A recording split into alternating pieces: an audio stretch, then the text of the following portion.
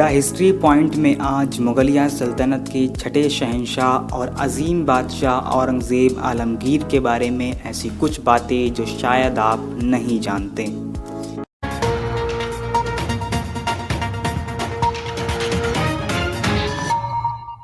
औरंगज़ेब ने लगभग समूचे इंडियन सबकॉन्टिनेंट पर 1658 से 1707 ईस्वी तक हुकूमत की।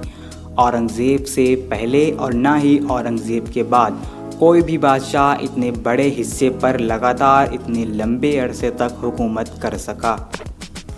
इतना बड़ा सुल्तान होने के बावजूद औरंगज़ेब शाही ख़जाने से एक पैसा भी नहीं लेते थे। अपनी ज़रूरत के लिए खुद टोपी सीकर और कुरान की नकल उतार कर पैसा कमाते थे।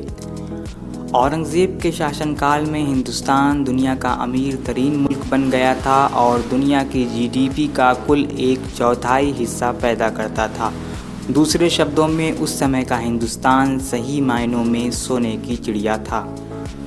औरंगज़ेब एक मुअस्सर हुक्मरान होने के साथ साथ ज़ाती ज़िंदगी में एक अमन पसंद मजहबी इंसान थे। 5 वक्त का नमाजी होने के साथ साथ औरंगज़ेब पहले ऐसे मुग़ल बादशाह थे जो कुरान के हाफिज़ थे। इसके अलावा औरंगज़ेब का अदब से बहुत गहरा लगाव था। उन्होंने फ़ारसी मज़मून नवीसी में बहुत नाम पैदा किया। औरंगज़ेब बचपन से ही बहुत ज़हीन, होशियार और काबिल इंसान थे। घुड़सवारी, तीरंदाजी और फ़नून सिपगरी, जिसे अंग्रेज़ी में द आर्ट ऑफ वारफेयर भी कहा जाता है, इन सब में औरंगज़ेब को महारत हासिल थी। औरंगज़ेब अपनी आवाम से बहुत प्यार करते थे। पिछले ज़माने से चले आ रहे टैक्स सिस्टम जिसका सीधा बोझ आवाम पर पड़ता था, औरंगज़ेब ने करीब ऐसे 80 टैक्स को ख़त्म किया। औरंगज़ेब के ज़माने में किसानों को शाही ख़जाने से मदद भी मिलती थी और स्टूडेंट्स को वजीफ़ा भी दिया जाता था।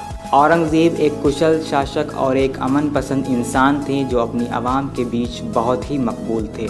लोग उन्हें बहुत पसंद करते थे। बावजूद इसके आज एक बड़े वर्ग के बीच औरंगज़ेब की छवि बिल्कुल इसके उलट गढ़ी गई है। इस पर मशहूर इतिहासकार और ऑथर ऑड्री ट्रिशके कहती हैं कि इसके लिए अंग्रेज़ ऑथर ज़िम्मेदार हैं जो फूट डालो और राज करो की पॉलिसी में विश्वास करते हैं। औरंगज़ेब एक मुसलमान शासक ज़रूर थे, लेकिन उनके ज़रिए हिंदू बिरादरी के लिए किए गए काम किसी से ढके छिपे नहीं हैं। मथुरा के बलदेव गांव में स्थित दाऊजी महाराज का मंदिर इसका एक जीता जागता उदाहरण है।